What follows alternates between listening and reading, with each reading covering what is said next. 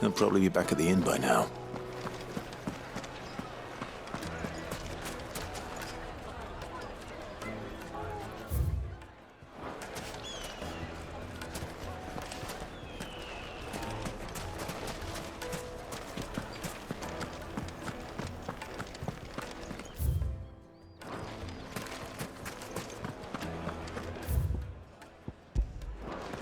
My carpets have pride of place. Light meat and Fresh dark. bread, warm from the oven. Get it Here, while it's hot. have a taste. What was all that crashing and banging about? Why is the tavern shut? It's you, the one who broke all our furniture. What do you want? Haven't you caused enough trouble already? I'm looking for my pal. Have you seen him? The gentleman who was with you? Yes, he's upstairs, but Thank you. I'll go and fetch him.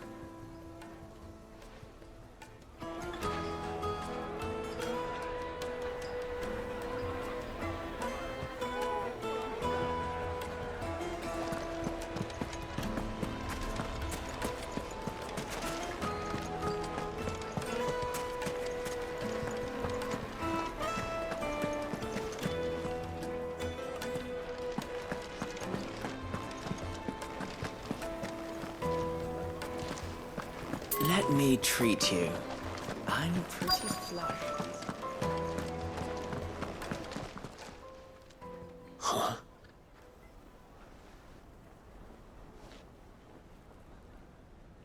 Will this suffice as a deposit? By the sands. That's a black pearl. One of the many treasures in my collection that I would be only too happy to part with, should you give me reason to do so. All right. I'm sure that we can come to an agreement, but not here. What are you doing, Uncle?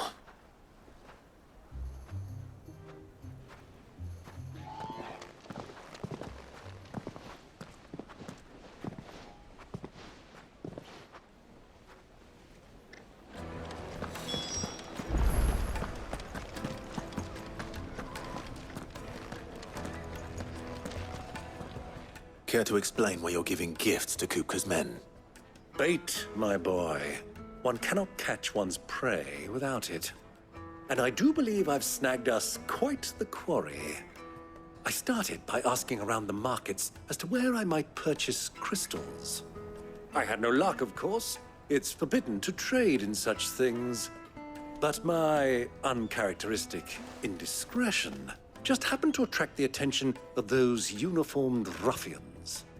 They took me aside and said they could procure the crystal I sought if I proved I could pay for it. So the pearl was your proof? I thought they'd asked for more. A second-rate specimen like that would only fetch 500,000 or so. A small price to pay for admittance to the underworld. But enough about my little act of subterfuge. What did you discover? That the supply of crystals has dried up of late. And some people seem to think they're being stolen.